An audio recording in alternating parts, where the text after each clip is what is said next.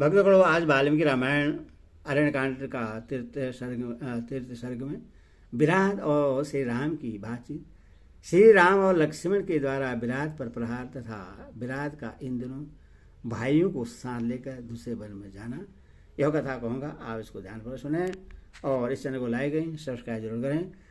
कथा सुनिए। अधो वाचौ पूर्णवाक्यम विराधौ पुरयनम वन प्रेचो मम हिम भूतम को युवां को गमिष्यतः। तदंतर विराट के उस वन को गुजारते हुए कहा, अरे मैं पूछता हूँ, मुझे बताओ तुम दोनों कौन हो और कहाँ जाओगे। तब महातेजी श्री राम ने अपना परिचय पूछते हुए प्रज्वलित मुख वाले उस राक्षस से इस प्रकार कहा, तुझे मालूम होना चाहिए कि महाराज इक्ष्वाकु का कुल ही मेरा कुल है। हम दोनों भाई सदाचार का पालन करने वाले क्षेत्रीय हैं और कारणवश इस समय वन में निवास करते हैं।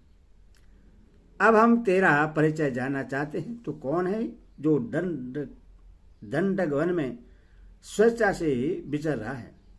यह सुनकर विराट ने सत्य पराक्रमी श्री राम से कहा, रघुवंशी नरेश, मैं प्रसन्नतापूर्वक अपना परिचय देता हूं, तुम मेरे विषय में सुनो। मैं जौ नामक राक्षस का पुत्र हूं। मेरी माता का नाम सदहदा है। भूमंडल के समस्त राक्षस मुझे विराट के नाम से पुकारते हैं। मैंने तपस्या द्वारा ब्रह्मा जी को प्रश्न करके यह वरदान प्राप्त किया है कि किसी भी शस्त्र से मेरा वध न हो। मैं संसार में अछेद और अभेद होकर हूं, कोई मेरे शरीर को छिन्न भिन्न नहीं कर सके। अब तुम दोनों इस युवती स्त्री को यहीं छोड़कर इससे पाने की इच्छा रखते हुए जैसे आए हो उसी प्रकार तुरंत यहां से भाग जाओ। मैं तुम दोनों के प्राण नहीं लूंगा। यह सुनकर श्री रामचंद्र की आंखें क्रोध से लाल हो गई। वे पापूर्ण विचार और विकट आकार वाले उस पापी राक्षस विराट से इस प्रकार बोले, नीच, तुझे धिक्कार है। तेरा अभिप्राय बड़ा ही खोटा है। नीचे ही तू अपनी मौत ढूंढ रहा है और वह तुझे युद्ध में मिलेगा। ठहर, अब तू मेरे हाथ से जीवित नहीं छूट सकेगा। यह कहकर भगवान श्री राम ने अपने धनुष पर पर्चा चढ़ाई और तुरंत ही तीखे बाणों का अनुसंधान करके उस राक्षस को बीधना आरंभ किया।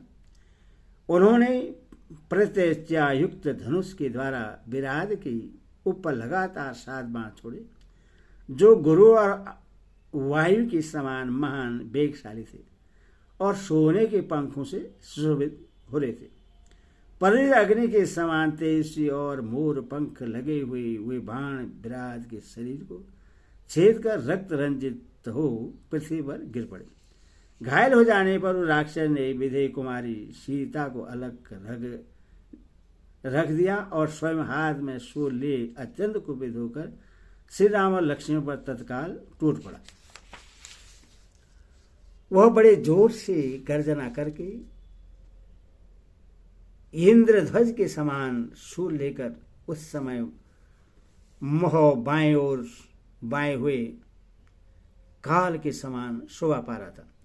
वह काल अनंत तक और यमराज के समान उस भयंकर राक्षस विराट के ऊपर उन दोनों भाइयों ने प्रज्वलित बाणों की वर्षा आरंभ कर दी।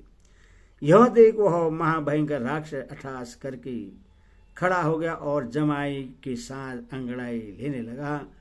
उसके वैसा करते ही शीघ्र बाण उसके शरीर से निकलकर पृथ्वी पर गिर पड़े।